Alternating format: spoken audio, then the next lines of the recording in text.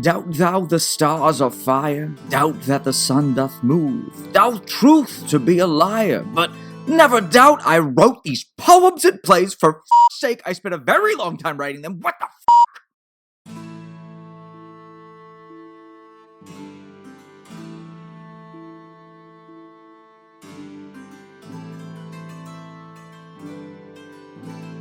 In December of 2014, Reddit user violently_average posted a question to the r/ask Reddit forum. What did your parents show you to do that you assumed was completely normal, only to later discover that it was not normal at all?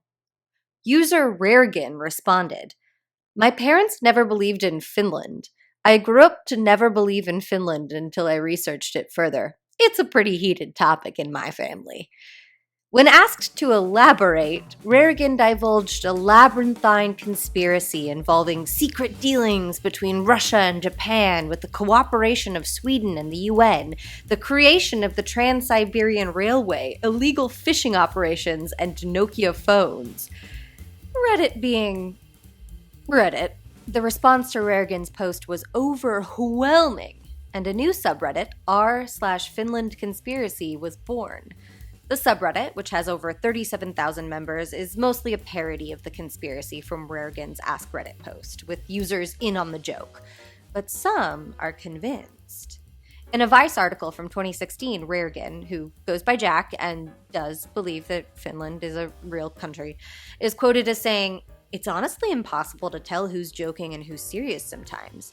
I would say 90% of people view it as a parody and a joke and can take it as such. But there are 10% of people who genuinely believe that it's something that needs proving or debunking from both sides." Among the claims purported to support the theories held by the r/Finland Conspiracy and r/True Finland Conspiracy Reddit forums is one that I find particularly illuminating about ironic supporters and genuine believers alike.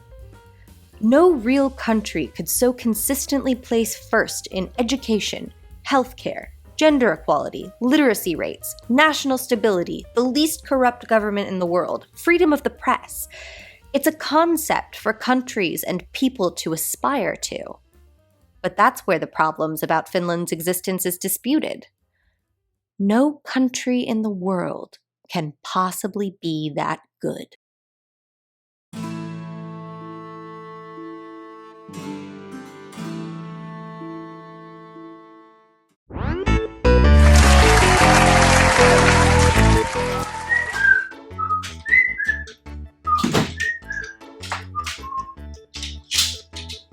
Oh, hi!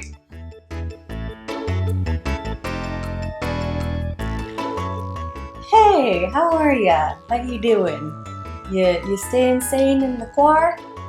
Yeah, I'm gonna date this video right at the gate by referring to the COVID-19 quarantine of early 2020. Sorry, people watching this 6 months from now. Unless we're still in quarantine 6 months from now. I hope you are washing your hands a lot and eating a lot of healthy food, maybe having a lot of Zoom meetings with friends. Maybe you're spending some of your time in the quarantine getting super jacked. Or maybe you're taking the time to learn a new hobby or skill. Maybe you spend every waking moment scrolling twitter.com in a panic-addled fury, internalizing every single hot take, drinking up every drop of coronavirus news, and destroying your mental health in the process. Maybe while doing that, you came across a sort of meme going around Twitter, especially in the rise and grind section of Twitter, that William Shakespeare wrote King Lear during a plague quarantine. So why aren't you working on your timeless masterpiece, you little piece of shit? The truthfulness of that statement is murky. The first recorded performance of King Lear was in December of 1606, and there was definitely an outbreak of plague earlier that year, so conceivably it could have been written while Shakespeare was in plague quarantine. Plagues, and by extension plague quarantines, were what you could probably call a recurring theme in Shakespeare's life. But King Lear is an interesting choice for this meme, because, you know, while it's not a confirmed quar composition, it feels right? Because it's dark and it's bleak and it's significant. Unlike confirmed quar comp Venus and Adonis, an erotic poem that probably more accurately represents the kind of creative energy that a citywide lockdown begets. Interestingly enough, Venus and Adonis was actually the most popular thing Shakespeare wrote within his own lifetime. It got 15 reprints.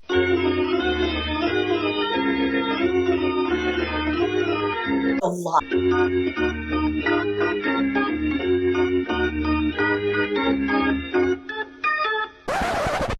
In this video, I would like to explore some of the more overtly erotic themes and images in William Shakespeare's Venus. You do realize that William Shakespeare did not write King Lear, right?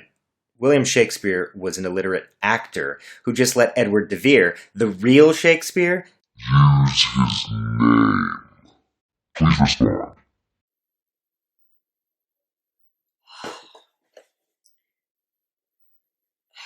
Damn it. Okay, yeah, let's do the authorship question. God damn, I really wanted to do the sexy one.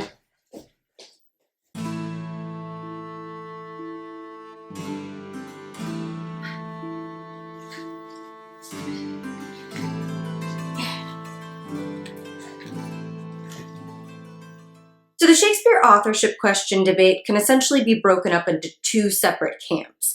Stratfordians, people who believe that William Shakespeare of Stratford-upon-Avon is the author of the works attributed to him, and anti-Stratfordians, people who doubt the authorship of William Shakespeare's works. The latter camp can be broken up into further subgroups based on their preferred candidates for the true Shakespeare. Baconians, who believe Sir Francis Bacon was the bard. Marlovians, who believe Christopher Marlowe faked his own death and wrote under Shakespeare's name from the European continent. Darbyites, who believe William Shakespeare was William Stanley, the 6th Earl of Derby, and more recently even some female candidates such as Amelia Bassano and Shakespeare's own wife Anne Hathaway have been put forward as potential candidates for authorship. As of the time of this filming, the Wikipedia article for Shakespeare authorship candidates lists 87 possible identities for the author of William Shakespeare's works, and to get into all of the theories and their various arguments would take an entire series of videos, and it'd be really boring because a lot of the arguments are pretty similar. So for the purposes of this video, I'm just going to focus on the big three. Sir Francis Bacon, Edward de Vere, the 17th Earl of Oxford, and William Shakespeare. This one, Shakespeare. To start, it would be disingenuous of me to place Stratfordian and anti-Stratfordian arguments on equal footing when discussing the case for authorship, because they are not. Elizabethan and Jacobean scholars overwhelmingly support Shakespeare as the author of the works attributed to him, and we'll get to several reasons why later in the video. Nonetheless, several really brilliant minds have come out as alternative authorship conspiracy theorists. Sigmund Freud, Mark Twain, Helen Keller, Shakespearean actors like Garrick Jacobi and Mark Rylance, Malcolm X, several Supreme Court justices, Charlie Chaplin, Daphne du Maurier. The list goes on, and I find that fascinating. When doing research for this video, I kept wondering why do so many brilliant, intelligent, rational people cling to this particular conspiracy theory? You know, what is it about the idea that somebody else secretly wrote the works of William Shakespeare that so appeals to them?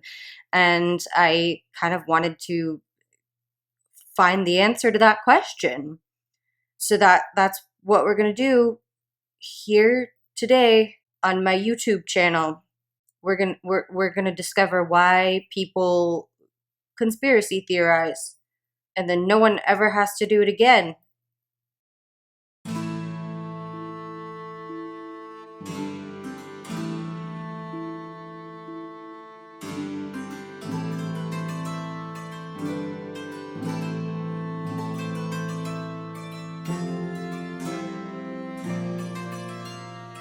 Within his own lifetime, William Shakespeare was a respected actor, poet, and dramatist.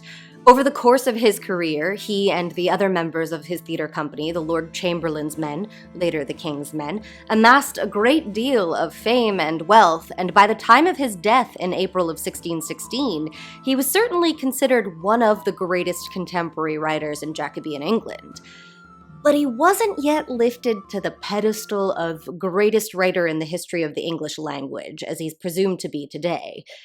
If you had asked an Elizabethan or Jacobean playgoer or poetry lover who the greatest writers in London were at the time, Shakespeare definitely would have ranked in most people's MySpace top 8, alongside contemporary writers like Ben Jonson and Christopher Marlowe. But he wouldn't have been anyone's definitive champion. The deification of Shakespeare, often referred to as Bardolatry, a portmanteau coined by famed Shakespeare hater George Bernard Shaw, had its genesis about a century and a half after Shakespeare's death, in the mid-18th century. After the Licensing Act of 1737, Shakespeare's plays saw a resurgence of popularity, with roughly a quarter of London's playhouses featuring Shakespearean productions. From this bard boom rose a star Shakespearean actor, David Garrick. Garrick was a certified Shakespeare stan who'd had a temple to the bard built on his estate and was acknowledged at the time as being the guy who really brought Shakespeare back into the mainstream. In a sense, William Shakespeare was the boobs cut out top to David Garrick's Regina George. Most significantly, in September of 1769, Garrick held a Shakespeare Jubilee, a sort of proto-festival in Stratford to celebrate the 200th anniversary of Shakespeare's birth. The inaugural Jubilee was kind of a rain-soaked disaster, with several events having to be cancelled, but nonetheless marked, quote, the point at which Shakespeare stopped being regarded as an increasingly popular and admirable dramatist and became a god. The Jubilee culminated in a recitation of one of Garrick's own compositions, a poem titled Ode to Shakespeare, where he rapturously appeals to Shakespeare's divinity with refrains of "'Tis he, the god of our idolatry." Garrick's nigh-on religious fervor for Shakespeare gained some popular momentum, and soon contemporary artists started capitalizing on the iconography of a divine Shakespeare. After his death in 1779, David Garrick would be laid to rest in a tomb beneath Shakespeare's statue in Westminster Abbey, emblazoned with the words, "Shakespeare and Garrick, like twin stars, shall shine."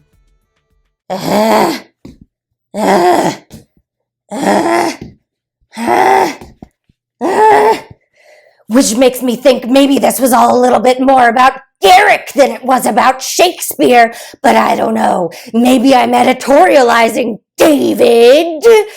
Elsewhere in 18th century London, early Shakespearean scholar Edmund Malone was trying to assemble a chronology of Shakespeare's plays and sonnets using the scant details that existed of Shakespeare's life, and also some really obscure facts that Malone knew about Elizabethan culture.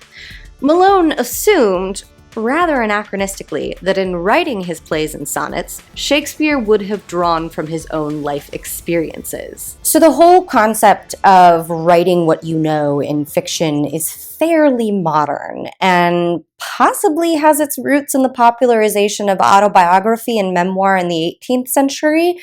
Because it's around this time that ideas of literature as an exploration or expression of the self really emerged. Suffice it to say, to Shakespeare and any of his contemporaries, these are concepts that would have been completely foreign. But to Malone, it seemed that, for example, when Constance mourned the death of her son Arthur in King John, grief fills the room up of my absent child. Lies in his bed, walks up and down with me, puts on his pretty looks, repeats his words, remembers me of all his gracious parts, stuffs out his vacant garments with his form, then have I reason to be fond of grief. It was Shakespeare also mourning the death of his own similarly aged son Hamnet. And maybe? It's certainly nice to think so, but also maybe not. Scholarly speculation on the composition of the life and death of King John places it anywhere from 2 years after Hamlet's death to 9 years before. We don't have any surviving evidence that might corroborate when William Shakespeare learned of his son's death or how he felt about it. Elizabethans had a completely different relationship with death, especially childhood and infant mortality, than even people of Edmund Malone's time. But again, if Shakespeare did mourn his son, it's unclear how he would have felt about mining his own personal trauma for inspiration, or if it would have even occurred to him to do so. Perhaps even more significantly in terms of authorship, Malone insisted that Shakespeare's characters and his play's events provided direct commentary and even criticism of contemporary events and politicians. He detailed a scene from Antony and Cleopatra in which Cleopatra strikes a servant as Shakespeare's attempt to censure Queen Elizabeth I for her unprincely and unfeminine treatment of the amiable Earl of Essex. Which, no. During her lifetime, Shakespeare's theater company, the Lord Chamberlain's Men, performed frequently for Queen Elizabeth. And after her death, her successor, James I, even became their patron. They rebranded to the King's Men for him. And any whiff of libel against a monarch would have carried severe career and legal consequences. But the idea that Shakespeare was using his plays as political allegories like a 16th century Arthur Miller would be one that had some staying power, especially amongst those who started to doubt the Stratford man's authorship.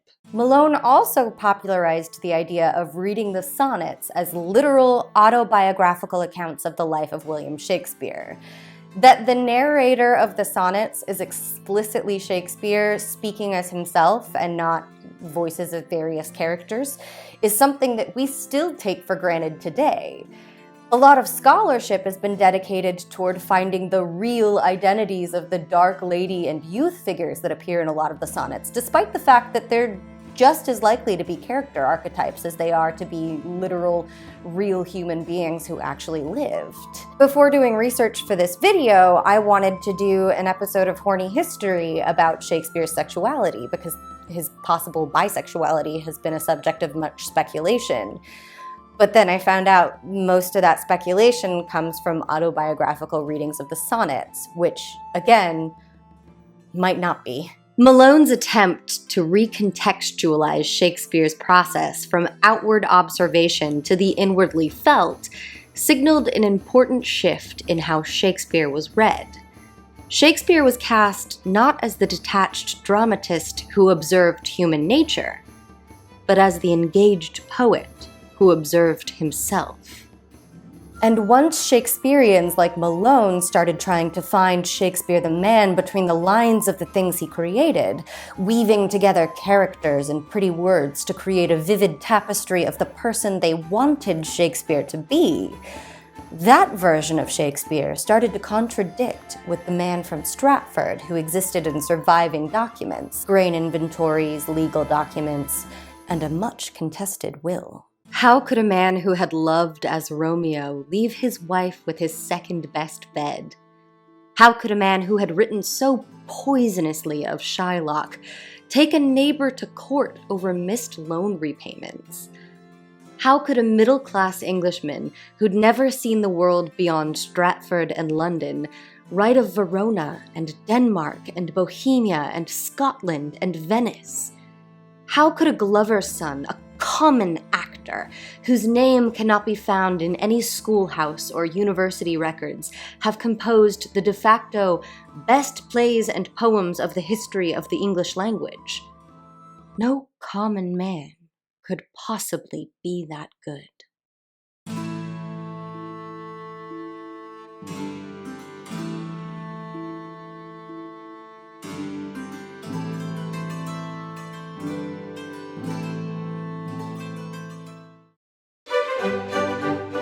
In the 19th and 20th centuries, biblical historians and scholars of antiquity started casting a more doubtful eye on the authorship and events of the Bible and Homeric epics, and it wouldn't be long before the same doubt would fall upon the de facto god of literature, William Shakespeare. Delia Bacon, born to a Protestant minister and his wife in a log cabin in 1811, blossomed into a bright, determined young writer and scholar. She called the likes of 19th century literati such as Ralph Waldo Emerson, Nathaniel Hawthorne, and the Peabody sisters her friends. At the age of 20, in 1831, Bacon beat Edgar Allan Poe in a short story contest, winning $100, a little under $3,000 in today's dollars. Despite leaving school at the age of 14, Bacon became a professional lecturer and spent her youth touring the East Coast with her lectures on history and literature. At the age of 36, while living in a boarding house in New Haven, Connecticut, Delia Bacon would meet a 23-year-old theology student at Yale named Alexander McWhorter, who would really just fuck up her life.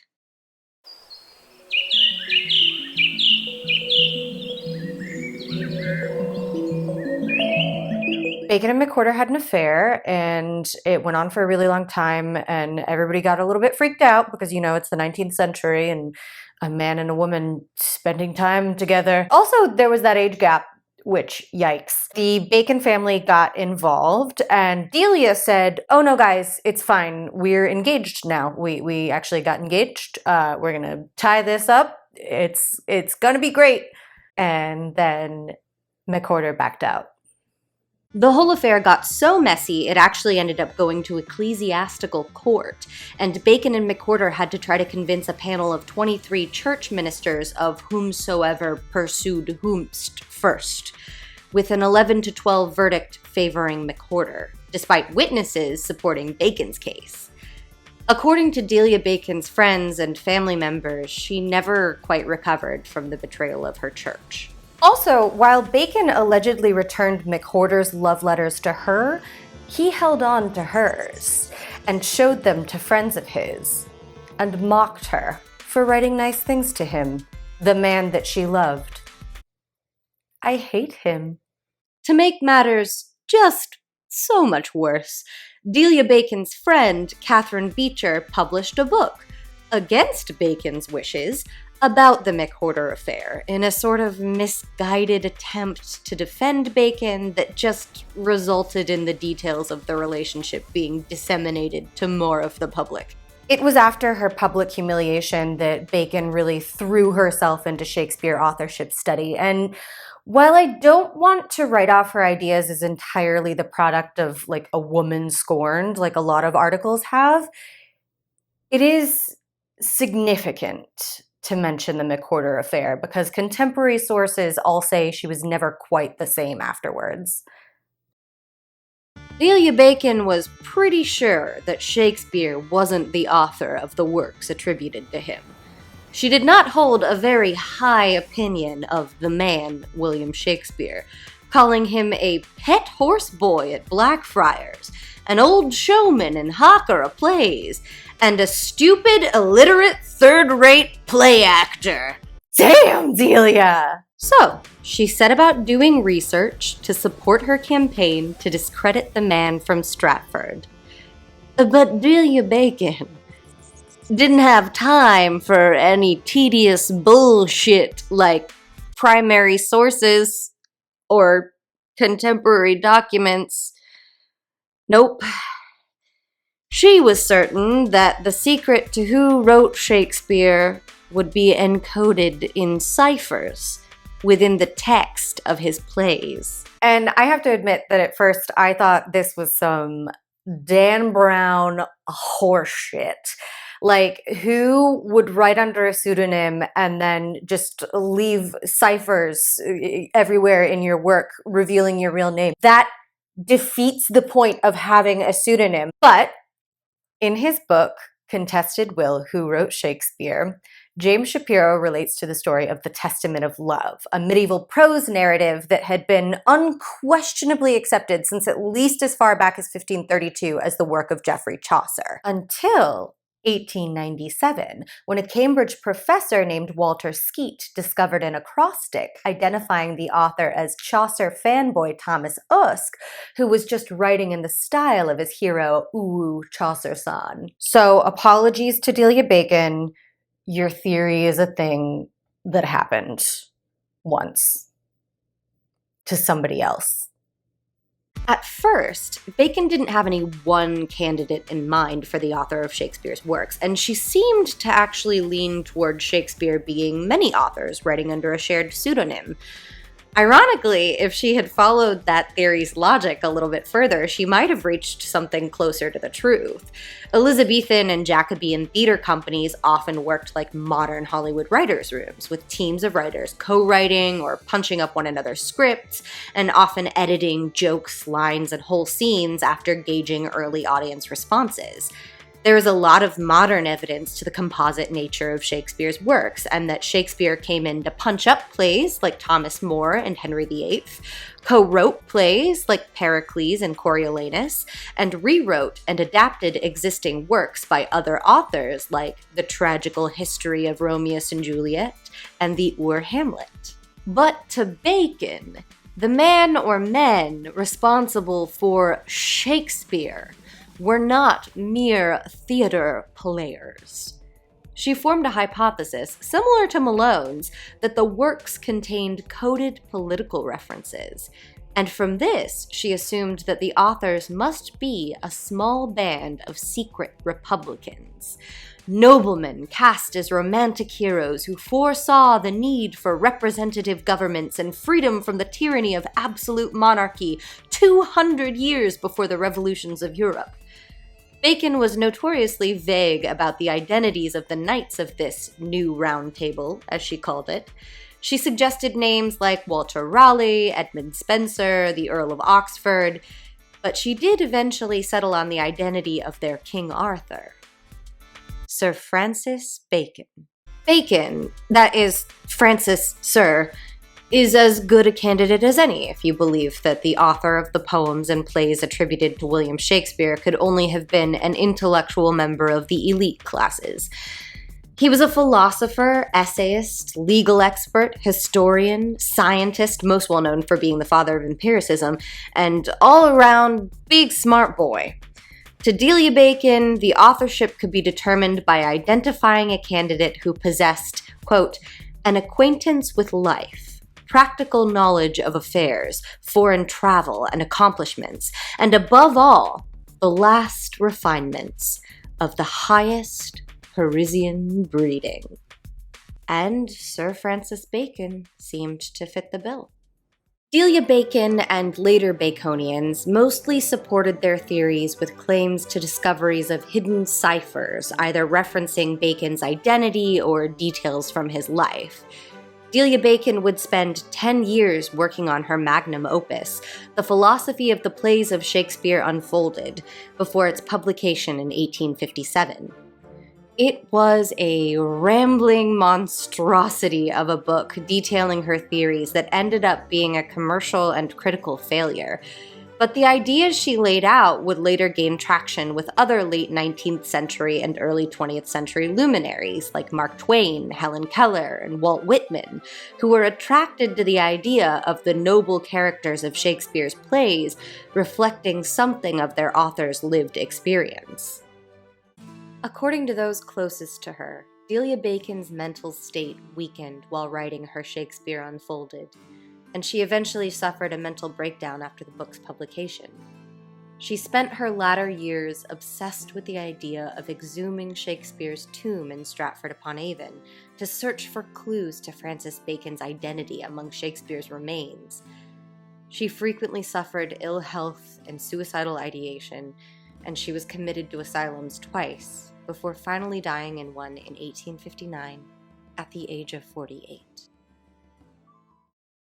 Delia Bacon's rejection of the man from Stratford, her profile of the superhuman genius capable of composing the works of Shakespeare, and her methodology of combing those works for clues would form the foundation of anti-Stratfordian lines of inquiry for years to come. But her choice candidate would soon be supplanted by another, Edward de Vere, the 17th Earl of Oxford. In 1920, John Thomas Loney published Shakespeare Identified and effectively blew up the anti-Stratfordian scene. Little is known of Loney's life, but what we do know is that he was a member of the English Positivist movement and a convert to the religion of humanity, a secular church that worshipped Shakespeare, among others such as Descartes and Gutenberg, and even named a month of their calendar after him. Loney taught Shakespeare as a schoolteacher and developed his theories about Shakespeare's authorship during the First World War. Loney's Shakespeare Identified was poorly reviewed, as Bacon's Shakespeare Unfolded was, but over the 20th century it gained much more popular momentum. Like Bacon, Loney believed that the author of Shakespeare's works was a nobleman who coded his identity and details about his life into his works. Unlike Bacon, he did not believe that the author was a secret anti-monarchist individualist, but, quote, essentially a medievalist, who has preserved for all time in living human characters much what was best worth remembering and retaining in the social relationship of the feudal order of the Middle Ages. Yeah, Loney asks his readers to read between the lines of Shakespeare Identified in order to detect the direction of his larger interests. And his larger interests are a return to feudalism and oligarchy. And this is the most popular anti-Stratfordian theory today! To Loney, the works of Shakespeare revealed an author with at least a blindness to, and at most a disdain for the middle class, and with an anti-materialistic, anti-democratic, and deeply reactionary social vision. His words.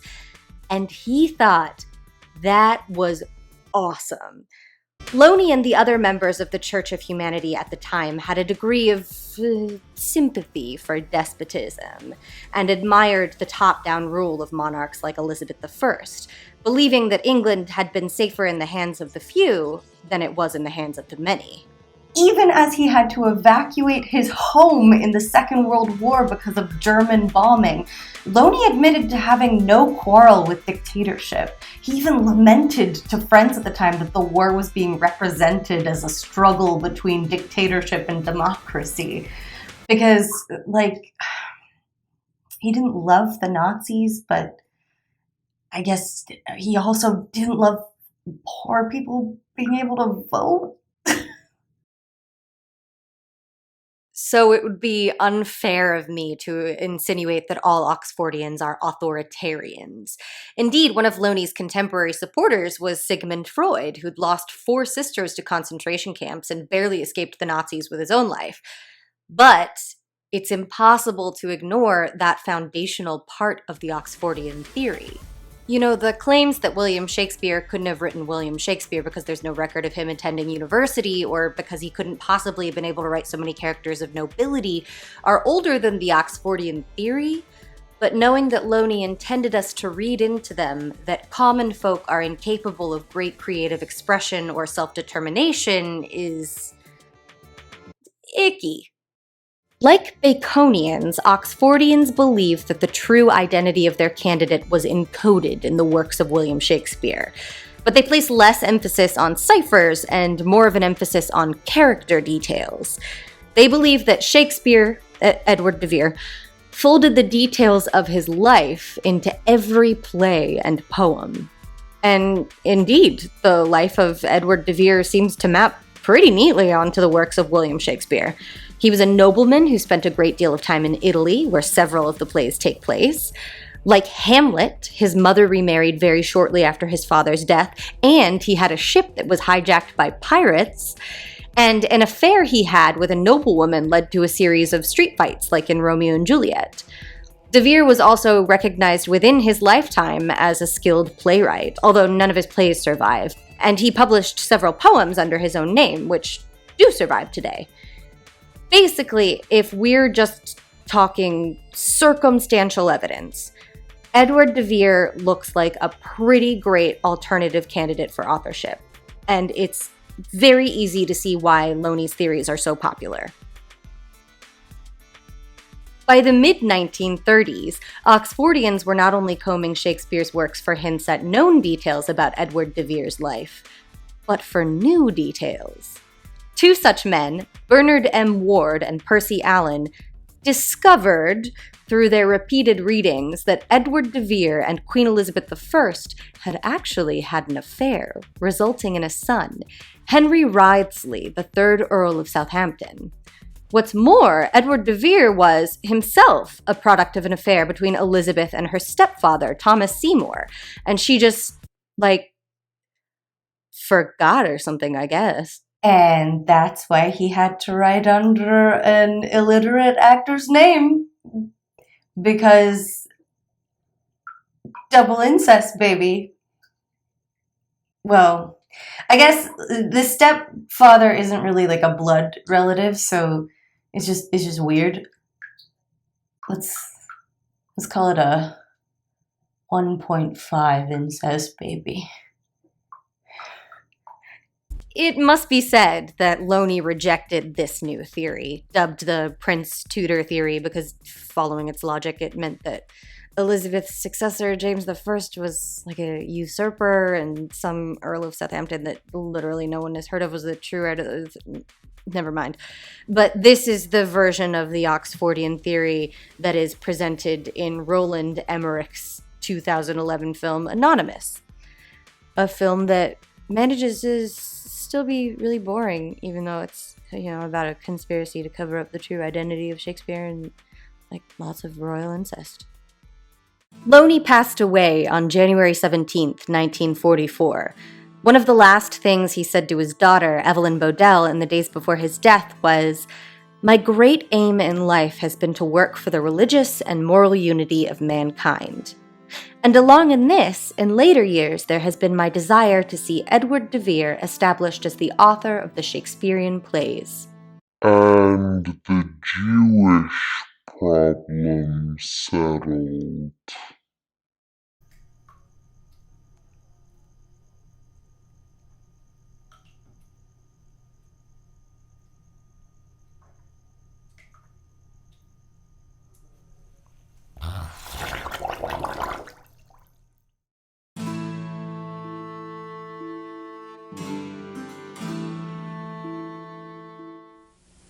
Up next, recorded at the American University here in Washington, D.C., a moot court debate on the authorship of works attributed to William Shakespeare. Supreme Court Justices William Brennan, Harry Blackmun, and John Paul Stevens preside.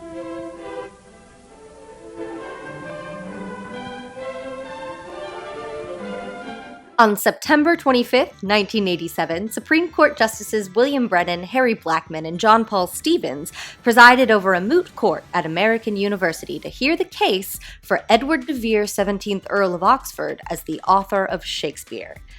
Ultimately, the justices ruled in favor of the Stratfordians, citing that the burden of proof rests on the anti-Stratfordians in their case for Oxford. But many Oxfordians still viewed the debate as a win. Presenting the cases for Shakespeare versus Oxford as two equal parties in an arbitration, and having legal experts weigh in instead of scholars, seemingly validated anti-Stratfordian arguments in the public consciousness. In addition, while they did rule against the Oxfordians, the justices praised their case, with Stevens even going as far as to say, if the author was not the man from Stratford, then there is a high probability that it was Edward de Vere. Several taped recordings still exist of that moot court case. If, that's like a thing that you're into, go bing it. Ask Jeeves. I regret that my Hamlet mustache makes me look like Captain Jack Sparrow, but I'm willing to move on if you're willing to forgive. Unlike Justice Stevens, I have never found any of the arguments for Oxford or any of the other candidates particularly compelling. I know, I'm sorry, I would have loved if it had been Amelia Bassano this entire time, secretly writing as a man because, like old-timey sexism. And now we can set her free and revel in the feminism of it all, but there's just no documentary evidence to support that. So, here I go. Defending a straight white man. Usually the first line of attack for anti-Stratfordians is Shakespeare's education, or lack thereof. And indeed, there are no records of him attending any kind of a university, nor does his name exist on any surviving grammar school roster. However, as his father served as the chief alderman, essentially the mayor of Stratford, it's unlikely that he didn't at least attend the local grammar school. And surviving syllabuses from Elizabethan grammar schools suggest that by the time he left, probably around age 14, he would have had a pretty extensive education in Greek, Latin, and rhetorical skills. Although his friend and rival, Ben Jonson, would later tease him posthumously by saying he had small Latin and less Greek, as compared to his fellow contemporary writers at the time. Piggybacking on the ignorant Shakespeare trope, anti-Stratfordians claim that a man who had never set foot on the Eurasian mainland could never have written so accurately about the locales he set his plays in. Ignoring the fact that he lived in London, which was constantly teeming with merchants and dignitaries from as far away as North Africa, and that he was a wealthy and respected actor and writer who frequently performed at court and would have come into contact with these people, Shakespeare's plays are infamous for geographic inaccuracies. He refers to ports and deserts in Bohemia, modern-day Czech Republic, traveling to and from the inland cities of Verona and Milan via ship. He refers to the mainland city of Delphi as an island, etc., etc.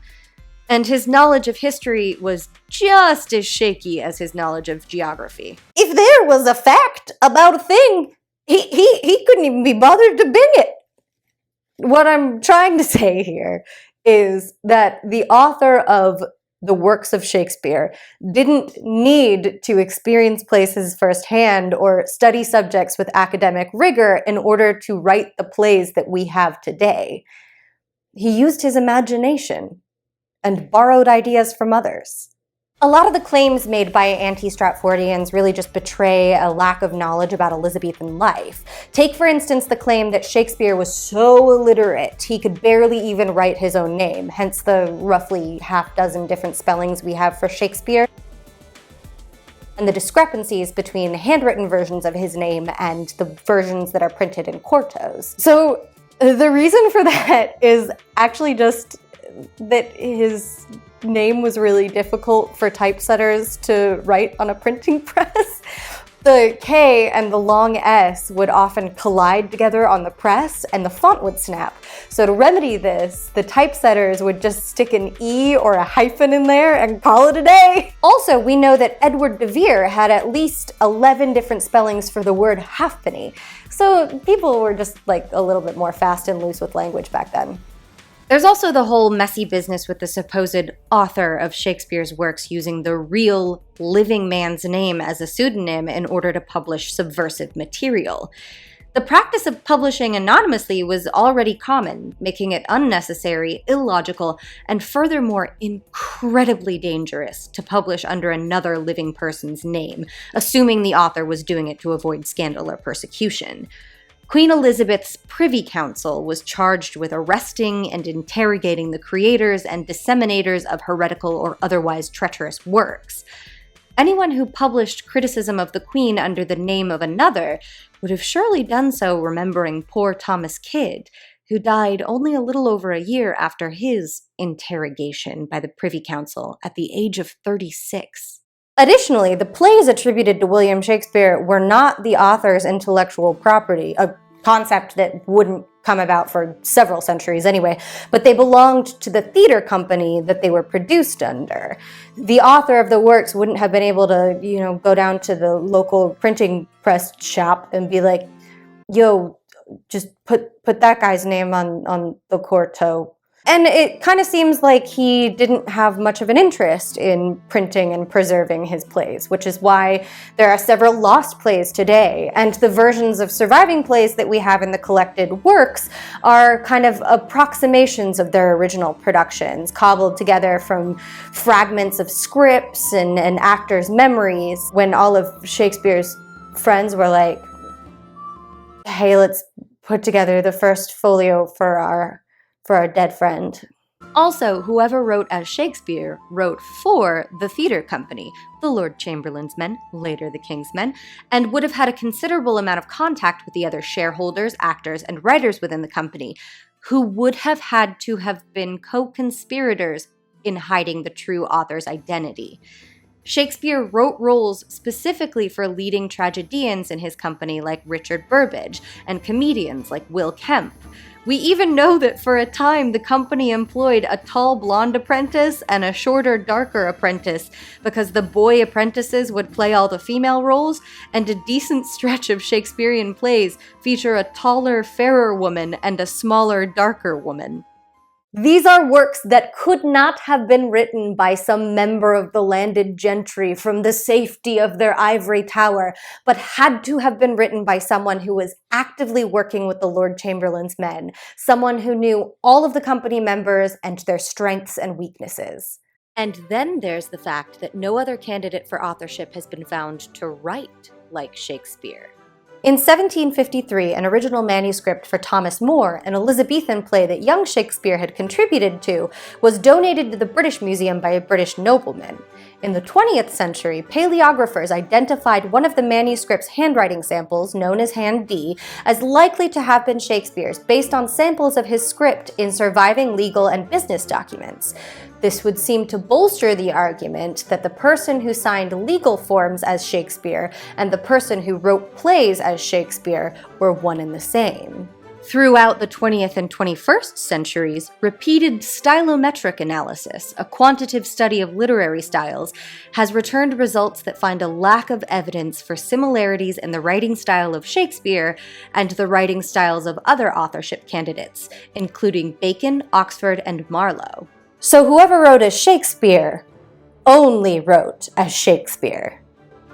Like mathematically. Finally, despite all of the circumstantial evidence anti-Stratfordians point to about who may or may not share biographical similarities to characters in Shakespeare's plays, or what collection of letters spell out the name of a person referencing another person referencing the true author of Shakespeare, there exists not a single primary source, not a single document, not a shred of reference to anyone other than Shakespeare having written the works attributed to him.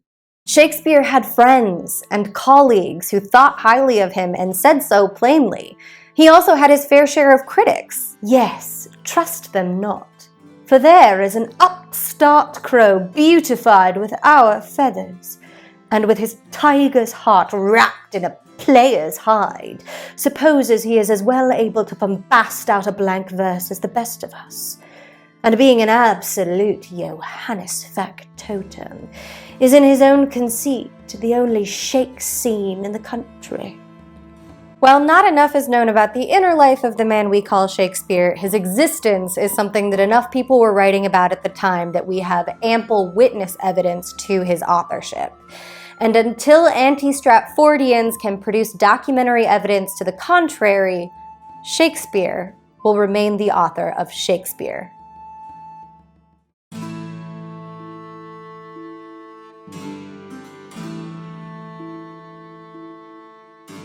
I said at the beginning of this video that I kind of wanted to discover why it is that so many famously brilliant people are attracted to this particular conspiracy theory.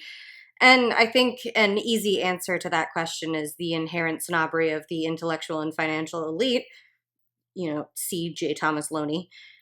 But I think there's something that goes a little bit deeper than that. A lot of fuss is made over Shakespeare's later life and his will. After achieving, I guess, the height of literary greatness to which the whole of the English-speaking world would aspire for generations to come, William Shakespeare, writer, actor, quietly returned to Stratford. He continued to amass wealth as a grain merchant and moneylender. Court documents detail times he had taken lenders to court over non-payment, and his possible attempts at tax evasion and grain hoarding because he was a greedy capitalist pig. Maybe. Probably. When he died, he left his eldest daughter, Susanna, the bulk of his estate, but his will did bequeath upon his wife his second best bed. A lot has been made of this second best bed bit. Was Shakespeare callous? Was he bitter? Did Anne Hathaway wrong him in some way? Most likely it was just common practice at the time to leave your best stuff to your kid, but this whole second best bed thing has been a real sticking point for anti-Stratfordians and Stratfordians alike. This unromantic image of Shakespeare as a shrewd businessman really rubs people the wrong way. Over the centuries, we have codified Shakespeare as the god of all that is beautiful and artistic and poetic. It's hard to reconcile that romantic portrait with that of the man who seemingly was just trying to make it rain. For some people, it's hard to align their idea of Shakespeare with that of a Glover's son who never set foot in a university. We all have our own vision of poetry personified, and every single one probably conflicts with the human being who lived and breathed and signed M.W. Shakespeare to his letters and legal documents. And I think for many people, that conflict between Shakespeare the idea and Shakespeare the man is just too much to bear. And if they can't reconcile the Shakespeare they thought they knew with the Shakespeare they know now, they'll find another. In a sense, by raising him up on a pedestal, we've set him up to be torn down. Denial is the apotheosis of deification. For a long time, I've wanted to do a video on my channel about genius. I don't know if I ever will at this point or how I would do it if I did, but I don't like genius. I think it's a qualitative term that we tend to use quantitatively, and who we imbue with the genius and how it's applied is very arbitrary to me. And it does seem to me like Shakespeare has been kind of a victim to the genius myth. Like, he's had a few critics over the years. Tolstoy thought he would have been a better writer if he'd written a little bit more like Tolstoy. Voltaire started out as a Shakespeare stan, but then he kind of got a little bit tired of the hype. And of course, without George Bernard Shaw, we wouldn't even have the term Bardolatry. But on the whole, I kind of feel like the culture has done Shakespeare kind of a disservice by canonizing him as a genius. Bardolatry paved the way for the authorship question, and on a smaller scale, I also kind of feel like it's led to some dishonest readings of his work as undisputed objects of perfection. What I'm trying to say is I don't like Coriolanus or Timon of Athens, and I'm incredibly brave for saying so. William Shakespeare of Stratford was the very real son of a Glover, actor, and fucking great poet. He was incredibly skilled at identifying what worked and what didn't in a piece of drama, and distilling and adapting existing works for the stage. His works have been staged and read and studied for centuries, and will continue to be because many of them are some of the most beautiful things ever printed to page. He was imperfect and human, as we are all imperfect and human. And some of those imperfections are scattered among the documentary and artistic artifacts he left behind. We cannot map ourselves or our aspirations onto the man he was, but we can still love the things he left behind.